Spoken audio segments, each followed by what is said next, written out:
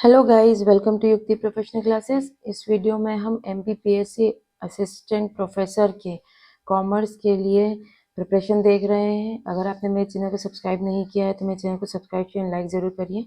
चलिए हम स्टार्ट करते हैं। सबसे पहले यूनिट है बिजनेस इन्वायरमेंट की, तो इसमें हम एमसीक्यूज़ के साथ साथ थ्योरी भी देखते जाएंगे। तो इस प्रकार आपकी प्रिपरेशन होती जाएगी। तो सबसे पहला है business environment is a group of fill in the blanks factor. तो ये किन कारकों का समूह है? तो ये इंटरनल और एक्सटर्नल, आंतरिक बाहरी दोनों ही। तो ऑप्शन सी इज राइट, दोनों ही फैक्टर्स से मिलकर बना है। बिजनेस एनवायरनमेंट में वे सभी कारक आते हैं जो व्यवसाय को प्रभावित करते हैं। इसमें शामिल होते हैं इंटरनल फैक्टर्स। इंटरनल फैक्टर्स मतलब जो डायरेक्ट कंपनी से जो बिजनेस है उससे रिलेटेड होते हैं, उस डायरेक्ट कनेक्टेड होते हैं, जैसे कर्मचारी, मशीनें, प्रबंधन, संगठन, संस्कृति, जो डायरेक्ट उसी पर्टिकुलर बिजनेस के अंदर इंटरनल ही परफॉर्म करते हैं और उससे जुड़े हुए रहते हैं। एक्सटर्नल फैक्टर्स मतलब सरकार, ग्राहक, प्रतियोगी, अर्थव्यवस्था। तो यहाँ पे इसलिए ये दोनों ही इसमें इंक्लूड होगा। एक्सटर्नल फैक्टर्स में वो जो उस बिजनेस से तो रिलेटेड है लेकिन वो बाहरी तौर से रिलेटेड है, जो कंपनी की इंटरनल पार्ट नहीं है, एक्सटर्नल पार्ट है। Which characteristics of business environment suggest that it is difficult to predict future happiness? व्यवसाय पर्यावरण की कौन सी विशेषता यह बताती है कि भविष्य की घटनाओं का अनुमान लगाना कठिन होता है? तो ये अनसर्टेनिटी जो होता है, अनिश्चितता, ये शो करती है, ये विशेषता होती है व्यवसाय पर्यावरण की कि भविष्य की घटनाओं का अनुमान नहीं लगाया जा सकता है। अनसर्टेनिटी का अर्थ है कि भविष्य में क्या होगा यह निश्चित नहीं कहा जा सकता। जैसे फैशन का बदलना, टेक्नोलॉजी का तेजी से बदलना, शेयर बाजार का उतार चढ़ाव, इसलिए अनसर्टेनिटी भविष्य को प्रिडिक्ट करना कठिन बना देती है। नेक्स्ट है business environment is dynamic. This means it is व्यवसाय पर्यावरण गतिशील है। इसका अर्थ क्या है? तो इसका अर्थ है एवर चेंजिंग, लगातार बदलने वाला, है ना। तो डायनेमिक का मतलब है बिजनेस एनवायरनमेंट समय के साथ बदलता रहता है, जैसे नई तकनीक आई, उपभोक्ताओं की पसंद है, सरकारी नीतियां, ये सब एनवायरनमेंट को बदलते रहते हैं। नेक्स्ट है the relativity concept in business environment means. व्यवसाय पर्यावरण में सापेक्षता का अर्थ क्या है? तो इसका अर्थ है देश देश में अलग अलग होता है, मतलब it differs from country to country. Explanation, relativity का अर्थ है बिजनेस एनवायरनमेंट हर देश या क्षेत्र में अलग अलग होता है। उदाहरण, भारत में साड़ी की मांग अधिक है, फ्रांस में साड़ी की मांग कम है, इसलिए एनवायरनमेंट सापेक्ष होता है। ये ध्यान रखिएगा, ये कैरेक्टरिस्टिक से रिलेटेड है। Business environment is the aggregate of all condition, even events and influences that surround and affect it. Who gave this definition? तो व्यवसाय पर्यावरण उन सभी परिस्थितियों, घटनाओं और प्रभावों का समूह है जो उसे घेरते हैं और प्रभावित करते हैं। यह परिभाषा किसने दी है? तो ये जो परिभाषा दी है कैथिड डेविस ने दी है। तो कैथिड डेविस ने बिजनेस एनवायरनमेंट को एग्रीगेट ऑफ कंडीशन कहा है, यानी सभी परिस्थितियों का कुल योग जो बिजनेस को प्रभावित करते हैं। नेक्स्ट है what is the primary objective of studying the business environment. तो व्यवसाय पर्यावरण का अध्ययन करने का मुख्य उद्देश्य क्या है? तो इसका मुख्य उद्देश्य है to identify opportunities and threats, अवसर और खतरे को पहचानना करना इसका प्राइमरी ऑब्जेक्टिव है। बिजनेस एनवायरनमेंट का अध्ययन इसलिए किया जाता है ताकि अवसरों की पहचाना जा सके, खतरों से पहले ही सावधान हुआ जा सके। यही शॉर्ट एनालिसिस का आधार है। नेक्स्ट है the scope of business environment study includes. तो बिजनेस एनवायरनमेंट की जो स्टडी उसमें क्या आता है? तो इसमें आता है सरकारी नीतियों का अध्ययन करना, उपभोक्ता व्यवहार का अध्ययन करना, तकनीकी बदलावों पर नजर रखना, ये सब इसमें इंक्लूड है बिजनेस एनवायरनमेंट के। तो all of the above is right answer. Business environment का अध्ययन हर उस बाहरी कारकों को शामिल करता है जो बिजनेस को प्रभावित करता है, जैसे सरकार, ग्राहक और तकनीकी।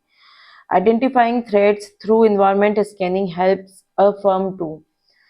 तो पर्यावरण स्कैनिंग द्वारा खतरों की पहचान करने से फर्म को क्या लाभ होता है?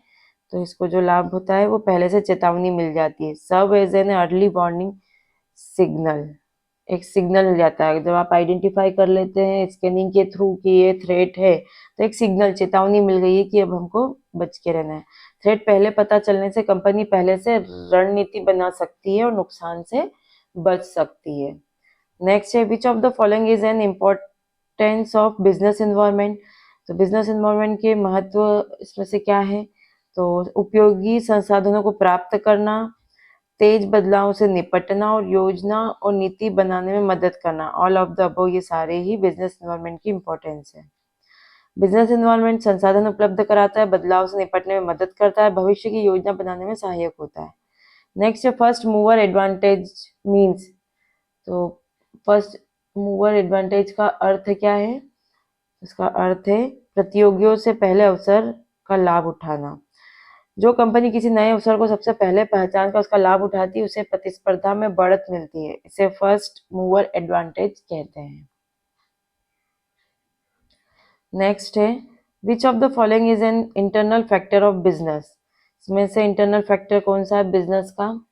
तो कस्टमर जो है ये एक्सटर्नल है, कॉम्पिटिटर भी एक्सटर्नल है, कॉर्पोरेट कल्चर क्योंकि ये कंपनी पर्टिकुलर उसी कंपनी का कल्चर है इसलिए ये इंटरनल फैक्टर है, और टेक्नोलॉजी भी हमारा एक्सटर्नल फैक्टर है। तो right option is C. Corporate culture internal environment वे कारक होते हैं जो संगठन के अंदर होते हैं जिन्हें प्रबंध नियंत्रित कर सकता है। कॉर्पोरेट कल्चर का अर्थ है संगठन की कार्यशैली, मूल्य, परंपराएं और वातावरण। ग्राहक और प्रतियोगी बाहर के कारक है जबकि कॉर्पोरेट कल्चर संगठन के अंदर होता है, इसलिए यह इंटरनल फैक्टर है। Next, internal environment factors are generally considered as. आंतरिक पर्यावरण के कारकों को सामान्यतः किस रूप में जाना जाता है?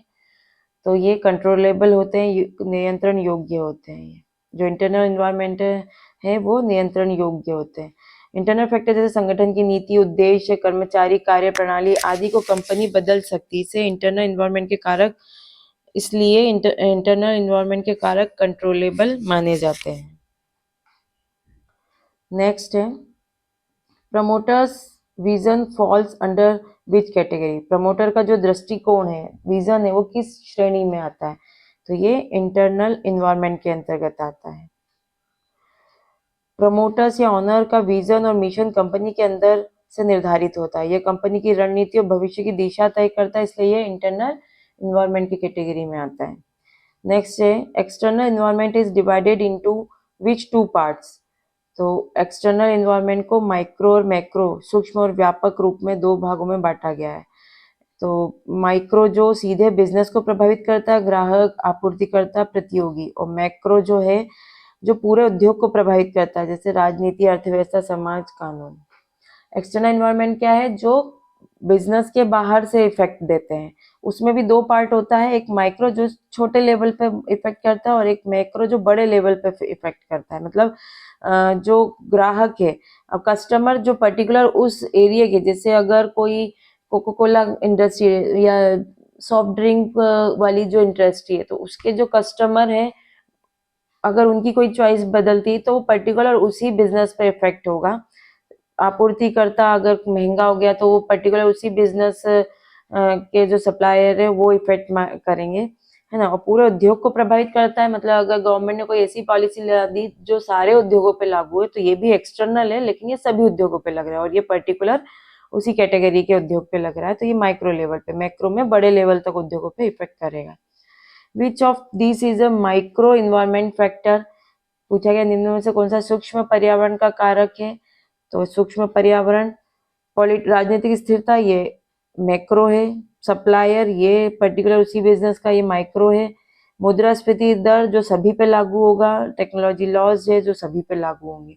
तो सप्लायर पर्टिकुलर एक बिजनेस पे लागू होगा तो ये माइक्रो लेवल पे। सप्लायर सीधे कंपनी को कच्चा माल देते हैं और बिजनेस के साथ प्रत्यक्ष संपर्क में होते हैं, इसलिए वे माइक्रो इन्वायरमेंट का हिस्सा होते हैं।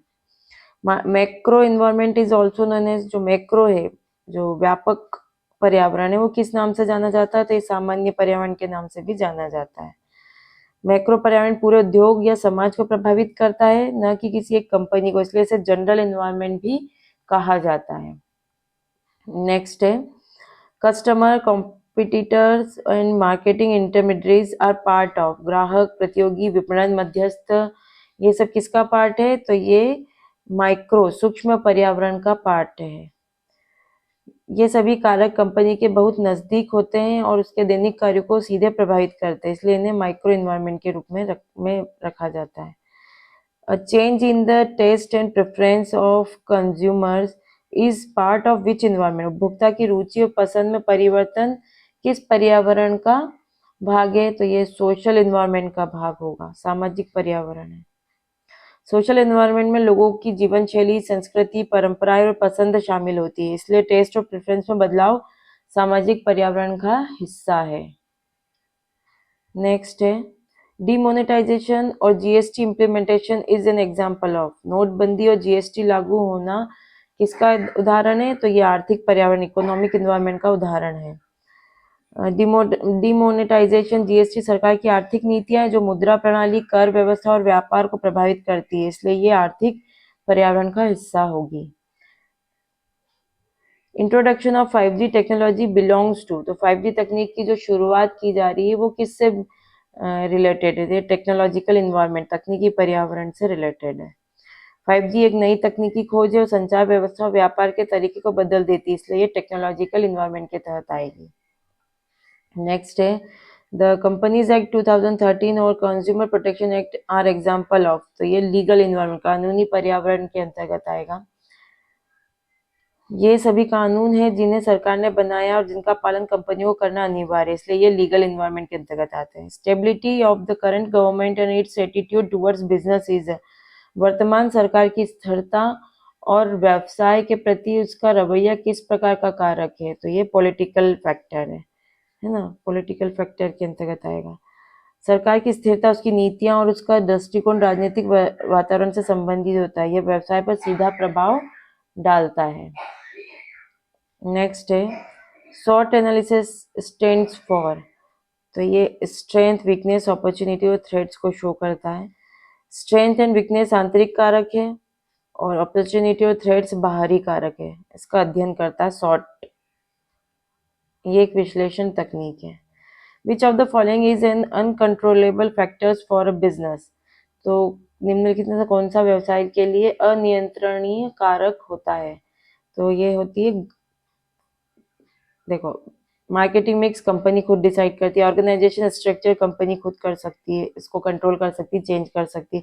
ह्यूमन रिसोर्सेज भी कंपनी खुद कर सकती है, लेकिन गवर्नमेंट पॉलिसी नहीं कर सकती, ये अनकंट्रोलेबल फैक्टर के अंतर्गत आएगा। सरकारी नीतियां किसी एक कंपनी के नियंत्रण में नहीं होती, कंपनी केवल उनके अनुसार अपने निर्णय बदल सकती है। नेक्स्ट है studying the business environment helps in image building. This means व्यवसाय पर्यावरण का अध्ययन करने के लिए इमेज बिल्डिंग में मदद मिलती है। इसका अर्थ क्या हुआ? तो इसका अर्थ होगा लोगों की नज़र में ब्रांड की छवि सुधारना, improving the brands reputation in the I of the public. तो ये इमेज बिल्डिंग होता है।